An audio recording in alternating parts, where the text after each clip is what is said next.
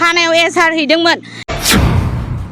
ओरैबायदि गरम खौरां रायजोफोर दाख्लैहाय मोनसे खौरां होनायनि एगेन्स्टआव दिनै रेपिड फायार बायदि खामहोनाय बायदि बेक टु बेक रिप्लाइ मोनसे भिडिअ फैदों। बे जाहैबाय दाख्लै हानि खोथा लानानै बावहाय पार्टिनि खोथा ओंखारदोंमोन BPF बा UPPL एक्सेट्रा। दा बेखौनो लानानै सासे आब'आ आंखौ नैबे भिडिअखौ दामनानै होथार होननानै बुंहरनायलाय निस्सय रायजोफोरनिसिम नैबेखौ लाबोबाय। जोंबो ओरैनो सोरबा बुंहरोब्ला निस्सय मालाबा किसुमान नायै होयो, बेखौ नोंथांमोननिसिम फोरमायनि। आं दिनै थांनानै थासेयाव बे आंनि हाखौ बोरै दखल खालामनो मोनखो जेनेबा। दायो आंनि बुंनांगौआ बेनो मेन टपिक, माने आं लिंहरनायनि रिजोना बेनो। मैयाहाय माबा मिस्टार प्रदीप बसुमतारी बिथाङा जेनेबा जोंनि हौवानि सायाव आरो बिहावनि एसे नाम लानानैहाय बेवहाय फल्स एलिगेशन होदों। आं बिनि सायावहाय खेमपट्टि होनो थाखायहाय दिनैहाय नोंथांमोनखौ लिंहरनाय जादों, बेनो। दा माबायदिहाय फल्स एलिगेशन लाबोखो नोंथांनि सायाव? फल्स एलिगेशना बेनो जेनेबा आंनि हौवाखौहाय बिथां प्रदीपआ बुंदों जे हाखौहाय फाननानैहाय जेनेबा गावनि सायावहाय कर्ट केस होदों, थगायनानैहाय लादों होननानै बुंदों। किन्तु बाथ्राया बिदि नङा। आंनि हौवाया बेनि सायावहाय जेबो मिथिया। आंसो बे बिथां प्रदीपआ मेन्टेल हेरेसमेन्ट होफैबाय थानायावहाय आंसो जेनेबा बेखौहाय एजाहार होनाय जादोंमोन थानायाव। किन्तु बिथां प्रदीप बसुमतारीया गावनो आंखौहाय हेरेसमेन्ट होफैबाय थादों। बे समाव आं बुंदोंमोन बिथांखौ, आङो नोंथांनि सायावहाय आङो माने एजाहार होनाय जासिगोन, आयेननि बेबस्था लानाय जासिगोन होननानै आं बुंदोंमोन। किन्तु बे समाव गावनो आंखौ दानो है केसखौ होननानै गावसो आंखौ थुखोनानै होबाय थादों। बे खारनाव आङो बिथांनि सायाव आं एजाहार हैनाय जादोंमोन थानायाव। किन्तु बे गुबैयै जिहेतु एजाहार हैबाय, बे एजाहार हैनायनि गुबै थांखिया मामोन? हा फाननायनि सायाव ना बिथाङा मेन्टेल टर्चार होनायनि सायाव? गुबै थांखियाथ' बेनो जेनेबा बे मिस्टार प्रदीपआ आंनि हौवाखौ माने जेब्लायबो माने मेन्टेल हेरेसमेन्ट हरबाय थादों। माने बिसिनि मोनसे बिजनेस माबा दङमोन, सानैजोंहाय जेनेबा गावनि बिजनेस मावनायाव माखासे बुस्थुफोर बिनि दुखानाव लानाय जादोंमोन होननानै आं उनावसो मिथिदों। आं जेबो इनभल्भ गैया, आं जेबो मिथियामोन बेयावहाय। किन्तु बिथाङा माने गावनि बिजनेसाव लस जानायावहाय बिनि माखासे होनो गोनांखौ हैनो हायाखैमोन। स' बेयावनो बियो जेनेबा मेन्टेल प्रेसार हरबाय थायो, सानफ्रामबो फैसा बिहरबाय थायो। थ' आंनि हौवाया बुंदों जेनेबा जाथ'वाखै आदा र' नेथ' बेफोरबायदि खोथाखौ आङो मिथिनो मोन्दों उनाव जेथिया बे जेनेबा प्रब्लेमा मोखाङाव फैयो, बे समावसो आं मिथिनो मोन्दों आरो। थ' मानि सायावहाय मेन्टेल टर्चार हरबाय थाखो? जेनेबा बे फैसा बिनानै, गावनि बाखिनि सायाव जेनेबा फैसा बिनानै। ओमफ्राय नोंथांनिफ्राय जिहेतु बाखि मोनासै, माबाफोर लांनो नाजादोंमोन नामा बिथाङा नोंथांनिफ्राय? बिदिथ' लांनोथ' जेबो नाजायाखै। जेनेबा बियो माने हौवानाव फैसा बिहरबाय थादों बिदि आरो। आं बे खोथाखौ मिथियामोन। किन्तु रिसेन्टलि आं जेथिया बिदि प्रब्लेमा मोखाङाव फैयो, बे समाव आं जेथिया थानायाव एजाहार हैनो नागिरनायावसो आङो हौवानि मबाइलखौहाय लानानै सब डिटेल्सआवसो नायनायावसो आं बे खोथाखौ मिथिनो मोन्दों कि बे मेन्टेल हेरेसमेन्ट हरबाय थादों, फैसाखौ बिबाय थादों।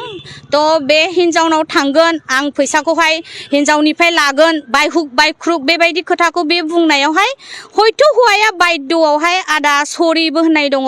आङो जेथिया आङो हा फानगोन होमबासो हरनो हासिगोन होननानै आं बे मेसेजफोरखौ नुदों आरो। किन्तु बेयाव बेनिफ्राय प्रदीपनिफ्राय मोनसे माने रिप्लाइ नुदों आं, माथो नोंनि हिन्जावा हाखौ फाननो होआनो होननानै बुंनाय रिप्लाइखौ नुदों। किन्तु बेयावहाय बियो जुदि फाननो होआ होननानै मिथियोमोनबा माब्रै हाबसनखो आं बेखौ बुजिनो मोनासै। माने बिनि सिङाव मा रहस्य दं आं बेखौ बुजिनो मोनासै। हा फाननाया सैथो नंगौ नामा? हा फाननायाथ' सैथो नङा।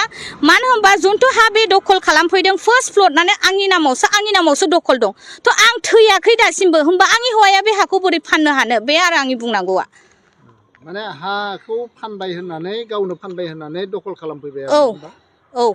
दा बेनि सायाव मा राहा लागोन नोंथाङा? आङो आयेननि बेबस्था लानाय जाबाय। दायो आङो थानायावबो फार्स्टआव एजाहार होनायाव आंनि एजाहारखौहाय नाजावनो नागिराखैमोन।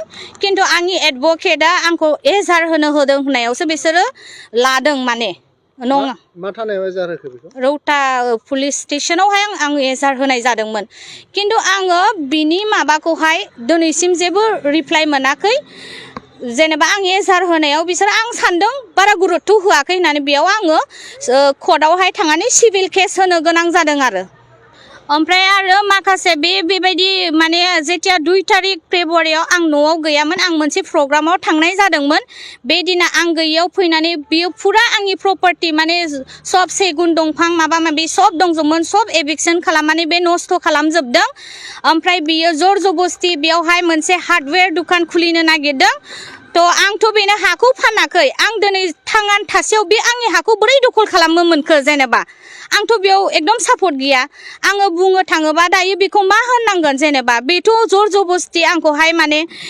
हेरेसमेन्ट होनानै जर जबस्तिसो कब्जा खालामफैदों बेखौ आं मा होननो आयेनाबोथ' बेखौ सापर्ट होनाङा जेनेबा होमबाथ' बे सिखाव बायदि खामानि मावनायसो जाहैगोन बियो बे आरो दाथ' बियो बुहुत अन्थाइ बालि माबा माबि सब गारफैजोब्बाय बियो लेट्रिन टेंकि एरै जबरदस्ति आंनि वालखौ सिफायनानै होदों बियो जेनेबा बेयावथ' आंहा खुनु माने बेनो पारमिसन होआखै आं मालाबाबो बेजों जेबो रायलायनाय जायाखै थ' आं हा फाननो होननानैबो आङो मालाबाबो बेनो खोथाबो होनाखै स' बियो आं रायलायनो नागिरबा बे आंजों रायलायस्रायानो माने मिसबिहेभसो खालामो स' धमकि होनाय बायदिसो खालामो थ' आं बेयावनो आङो आयेननि बेबस्थाखौ लानो गोनां जानाय जाबाय खिन्थु आंनि हौवाखौ जे मेया फल्स एलिगेसन होबाय आंनि हौवाया बे केस होनायनि सायाव जेबो मिथिया आं जेथिया थानायाव एजार हैदोंमोन बे खोथाखौबो आं हौवानोबो खिथायाखै स' आंनि मबाइलखौ सब नायनानै डिटेल्स लानानैसो आं थानायाव थांनाय जादों स' आंनि बिहावा सासे सेन्ट्रेल एबसुनि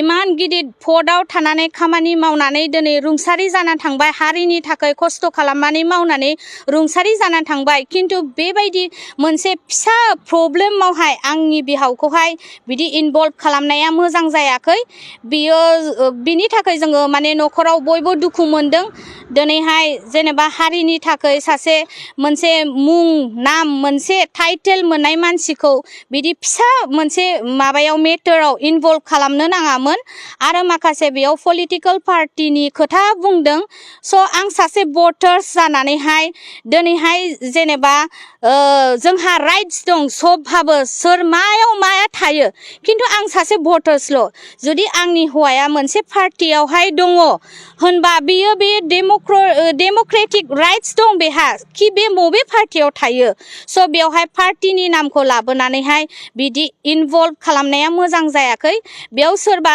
थार्ड पार्टि मानसिया बेनिफिट जादोंबा बियो भुल जादों स' आंनि बिहावनि सायाव बा आंनि हौवानि सायाव बेबायदि एलिगेसन होनायखौ बोखारनानै लानांगौ जुदि सोरबा थार्ड पार्टिया बे जोंनि पार्सनेल मेटाराव जुदि हाबनानै जुदि पार्टिखौहाय इनभल्भ खालामनानै बेनिफिट लानो नागिरदोंबा बे मोजां जायाखै स' आंनिफ्राय बेनो खावलायनाय जे बेबायदि एलिगेसन होनाय आंनि बिहावनि नाम लानाय बेफोरखौहाय क्षमा बिनांगौ बेखौ बोखांनानै लाफिननांगौ मानो होनबा जि प्रदीप बसुमतारी बिथाङा जे एलिगेसन होबाय बे गासैबो फल्स आरो मोनसे पस्ट नुबावदों आङो बे जाबाय बि बोथोर नामा बियो आंनि हौवानि सायाव बिराद मिसा मोनसे फल्स एलिगेसन होदों बियो जोंनि पार्सनेल मेटारखौ जेबो मिथिया स' बेयो हाबसननो नाङा आं बिथांखौ खावलायहरदों जे बिथाङा जे बे फल्स एलिगेसन होदों जे सासे रान्दि हिनजावनि मा हाखौहाय जेनेबा नामजारि खालामनानै लादों होननाय बे बिथाङा सोर जेनेबा बे जोंनि पार्सनेल मेटाराव बेबायदि हाबनानै खोथा बुंनो थाखाय जुदि मोजां डिटेल्स नांगौबा आंनाव सों आंसो बे हानि मालिकआ थ' आं रान्दि नामा आंखौ बिदि होननाया बेना उचित जायाखै स' जुदि बिथाङा बे बुस्थुखौ बोखांनानै लायाबा आं आयेननि बेबस्था लानो गोनां जागोन